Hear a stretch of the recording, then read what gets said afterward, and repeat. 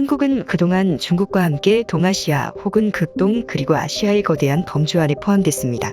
그런데 마치 유럽이라는 대륙이 유라시아 대륙에 명백하게 포함됐지만 유럽이라는 대륙으로 별도의 지정학적 위치로 독립해 있는 것처럼 한반도 역시 아시아 대륙이 아닌 별도의 정체성을 갖는 대륙으로 분리 독립돼 아주 특별한 정체성이 있는 별도의 대륙으로 국제기구들에서 특별하게 구분되기 시작했습니다. 국토전략TV ICAO 유엔 산하 국제 민간항공기구는 캐나다 몬트리올에서 1947년에 창립된 국제 항공망에 관한 국제기구입니다. 사실상의 유엔 국제기구로 분류됩니다. 이곳에서 내놓는 자료에서는 전 세계를 5대양 6대주가 아닌 전 세계를 10개의 블록으로 나누어 분리해놨습니다. 그런데 2016년까지 한국은 6개 대륙의 권역 중 아시아 태평양 지역의 넓은 범주 안에 포함됐었습니다. 그런데 2018년도부터는 별도의 정체성을 갖는 위치로 바뀌기 시작했습니다. 바로 북아시아라는 별도의 범주가 생긴 것입니다. 2018년도부터 유엔 측에서는 세계를 6개가 아닌 10개의 권역으로 나누고 있는 상황입니다. 그렇다면 앞으로 전 세계가 어떻게 10개의 블록으로 묶이게 될지 살펴봅니다. 첫 번째, 사하라 이남 아프리카. 사하라 사막 이남의 아프리카 대륙은 오랜 세월 미지의 땅으로 남아 있습니다. 그러나 최근 케냐, 남아공, 에티오피아 등이 급격한 경제 성장을 이뤄내고 있습니다. 바로 일대일로의 자금을 받고 각종 철도, 공항 인프라를 확충하고 있기 때문입니다. 이 때문에 많은 아프리카 국가들이 중국의 채무를 지게 되어 사실상 제2의 암흑기가 도래하고 있는 상황입니다. 이 때문에 사하라 이남 아프리카 대륙 일대 국가들은 서방의 대중국 압박 전선에 적극적으로 지지하고 있는 입장입니다. 한국은 아직 아프리카 진출이 미미한 상황이지만 이집트 그리고 한국전쟁 참전국인 에티오피아 등 아프리카에 대한 교류가 점점 확대되어지고 있습니다. 두 번째, 중앙아메리카와 캐리비안.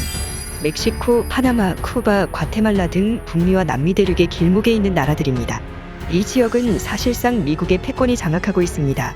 미국령 푸에르토리코 그리고 사실상 미국의 경제력이 장악된 파나마 운하가 있는 파나마 일대는 사실상 미국이라고 봐도 무방할 정도로 자유시장 경제, 안전한 치안 환경, 번영하는 도시 문화를 볼 수 있는 지역입니다. 뿐만 아니라 멕시코는 중국을 대체할 새로운 미국의 공급망으로 떠오르면서 멕시코는 급속한 공업화가 이루어지고 있는 상황입니다. 풍부한 노동력으로 멕시코는 미국과 캐나다 등 선진 시장에 막대한 수출을 자랑하며 급속하게 경제가 성장하고 있습니다. 멕시코, 미국, 캐나다는 2026년에 3개국이 공동으로 월드컵을 치루어 세계 국가가 하나의 국가처럼 통합의 단계를 밟을 것이라는 분석이 많았으나 멕시코와 캐나다, 미국의 경제적 차이와 문화적 배경 차이는 매우 다른 상황으로 세 지역의 통합은 어려울 것으로 보이며 멕시코가 중앙아시아를 주도하는 새로운 패권국으로서의 역할을 다할 것으로 관측됩니다. 세 번째, 남미. 브라질, 아르헨티나 두 나라가 주도하는 남미 대륙은 늘 세계 역사 무대에서 소외돼 왔습니다. 그러나 최근 극심한 인플레이션으로 인해서 아르헨티나의 팜파스 농업지대를 비롯해 브라질의 광물자원 등은 세계 실물자원 시장에서 큰 각광을 받고 있습니다. 이 때문에 러시아, 중국 등 새로운 신흥 패권 국가들이 서방의 견제를 피하기 위해 남미 국가들과 협력을 강화하기 시작하면서 남미 대륙은 서방과 반서방의 첨예한 외교 전쟁터가 되고 있습니다. 네 번째, 북아프리카. 아프리카 대륙 중에서는 가장 살만한 나라들이 바로 북아프리카 지역입니다. 바로 지중해를 끼고 있기 때문인데요. 이집트부터 모로코까지 인기 있는 관광지가 모두 이곳에 있습니다.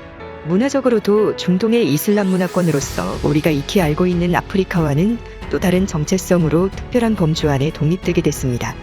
사상 최악의 독재국가 중 하나로 분류됐던 리비아의 카다피가 축출된 이후로 이 지역은 새로운 번영의 기회를 맞고 있습니다. 영화 카사블랑카로 유명한 모로코의 경우에는 아프리카 최초의 현대적 고속철도가 놓이기 시작하며 새로운 지중해 시대의 도약을 알리기 시작했습니다. 다섯 번째, 중동. 이란, 사우디, 아랍에미레이트, 이스라엘 등 중동을 대표하는 대부분의 국가들이 하나의 대륙으로 엮였습니다. 사실 이란은 페르시아 문명권의 국가로서 중동의 아랍계 국가들과는 차별화된 마인드를 갖고 있지만 회교도 국가로서 수니파, 시아파 구분 없이 하나의 범주 안에 엮였습니다. 이들 국가들은 1970년대 이후로 석유를 패권으로 하나로 뭉치기 시작했습니다. 오펙이라는 기구를 통해 세계의 지정학적 존재감을 알리기 시작했는데 최근 러시아의 우크라이나 침공 사태로 인해 석유와 천연가스 가격이 고공행진을 기록하자 해당 지역 국가들의 목소리가 점점 더 힘을 얻고 있습니다. 여섯 번째, 중앙서남아시아. 중국을 비롯한 인도, 남아시아 그리고 중앙아시아 일대의 국가들이 하나의 권역으로 엮여 있습니다. 주요 국가로는 중국, 인도, 몽골, 파키스탄, 카자흐스탄, 미얀마 등입니다. 대만 역시 해당 범주 안에 포함돼 대만이 바라던 동북아시아로서의 정체성에서는 아직 벗어나지 못한 상황입니다. 해당 권역은 현재 인권 개선과 자유민주주의적 가치가 많이 확산돼야 할 필요성이 있다는 지적이 나오는 지역입니다. 이 나라 중 가장 민주주의가 발달한 나라는 대만 그리고 몽골입니다. 대만은 영국의 권위 있는 언론사 이코노미스트의 조사에 의해 아시아에서 가장 민주주의 지수가 높은 나라로 분류됐으며 몽골 역시 오랜 공산주의 체제에서 벗어나서 민주주의 제도가 안착돼가는 나라로 분류됩니다.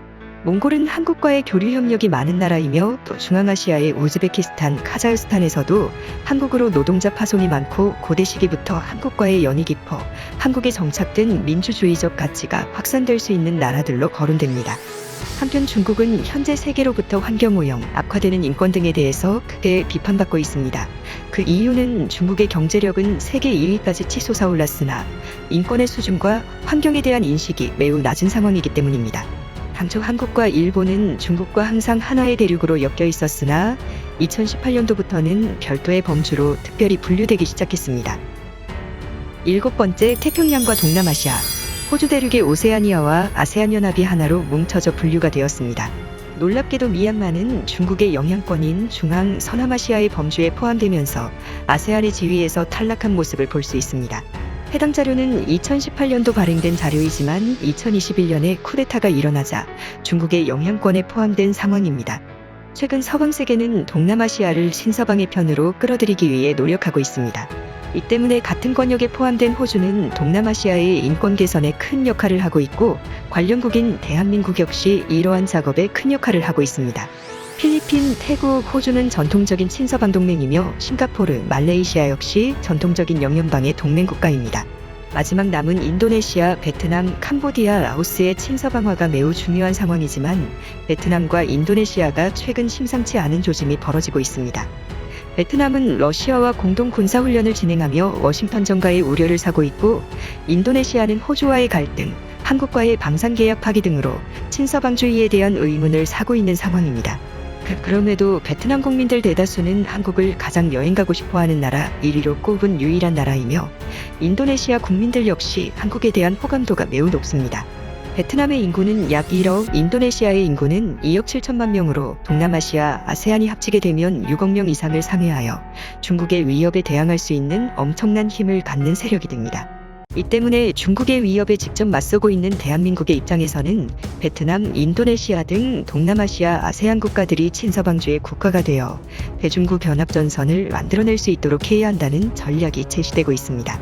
한국은 과거 2000년대 초 동티모르 사태로 인해서 무력 충돌의 상황까지 빚어질 뻔했던 인도네시아와 호주의 갈등을 성공적으로 중재를 할 정도로 동남아시아, 태평양 지역에서의 리더십을 점점 높여가고 있습니다.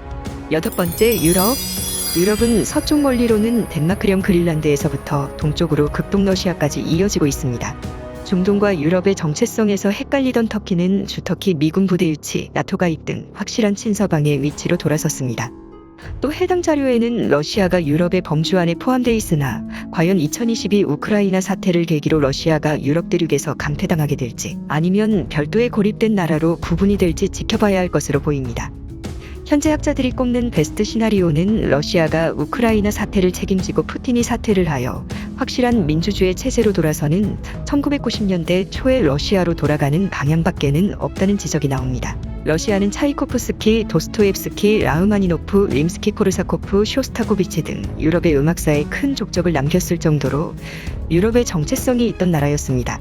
하지만 푸틴이 세계 평화를 짓밟으며 러시아는 한순간에 삼류국가로 전락해 안타까움을 주고 있습니다. 유럽은 19세기까지만 해도 세계 민주주의, 자본주의, 인권의 가치, 산업혁명의 보급에 앞장선 대륙이었습니다. 하지만 최근 유럽은 비대해지는 러시아의 패권, 중국의 패권 도전에 직면하고 있습니다. 이 때문에 유럽연합, 나토, 영국에서는 미국, 캐나다 외에도 호주, 한국, 일본 등 아시아 태평양의 강국들의 손을 내밀어 하나의 편이 되어줄 것을 요청하고 있습니다. 사실상의 탈구이바 정책이 유럽에서 진행되고 있는 겁니다. 영국, 프랑스, 터키, 네덜란드, 북유럽 등 서유럽 국가들 중 다수는 한국전쟁 때 직접 파병을 했을 뿐 아니라 경제성장 시기 독일은 한국에 막대한량의 차관을 제공해 한국이 근대적 산업국가로 도약하는 데 도움을 줬던 나라들인 만큼 서유럽 국가들과의 우호친선 연대를 강화해야 한다는 분석이 나옵니다. 이에 걸맞게 한국은 최근 나토 산하기구에 가입하며 유럽이 탈구 이발을 하는 만큼 한국에서는 또 다른 의미의 탈화 입구가 진행되고 있는 상황입니다.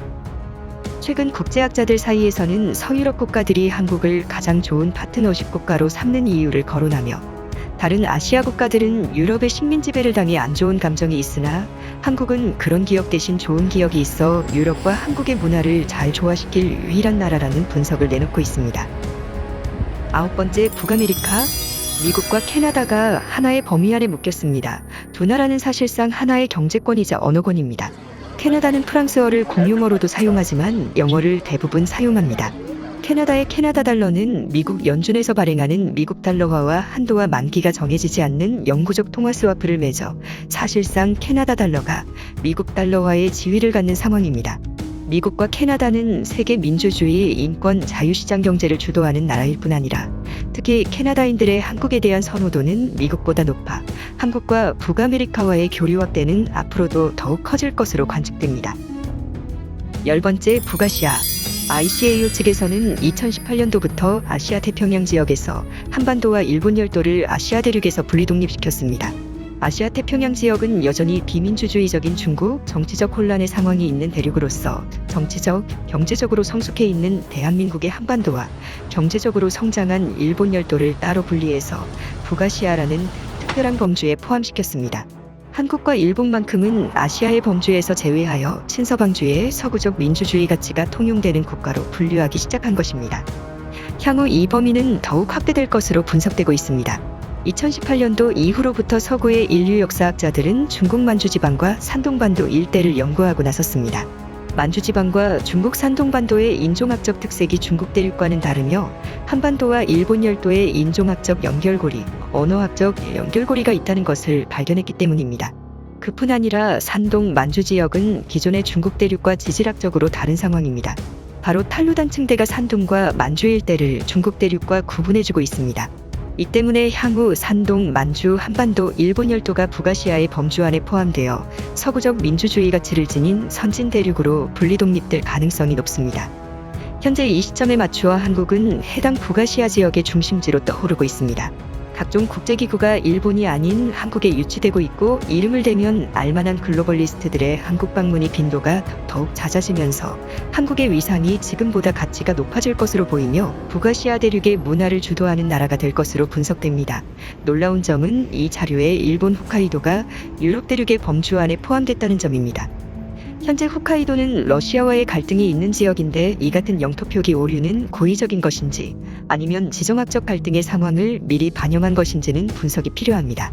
지금까지 유엔 산하 국제항공기구에서 분류한 10개의 대륙 권역들을 모두 살펴봤는데요. 한반도는 아름다운 자연환경, 특수한 지질환경, 언어, 인류학, 역사학적으로 중국과는 구별된 매우 특수한 지역으로 분류됩니다. 최근 한국은 서구적 민주주의가 제대로 작동하는 몇 안 되는 아시아 국가로서 아시아 대륙, 아세안 일대의 자유민주주의와 시장경제를 확산시키기 위한 세계적 리더 국가로 우두골라선 상황입니다. 그에 반해 러시아와 중국은 이웃 국가들을 위협할 뿐 아니라 자국민까지 최소한의 인권을 보장받지 못하는 환경과 국가 시스템을 만들어 인류의 보편적 가치에 기여하지 못하는 안타까운 일이 발생하고 있습니다. 과연 한국은 이러한 나라들에게 문명과 자유, 민주주의의 빛을 전파할 수 있을까요? 지금 전 세계 학자들은 한국의 역할에 주목하고 있습니다. 국토전략TV 오늘은 이것으로 마칩니다. 감사합니다.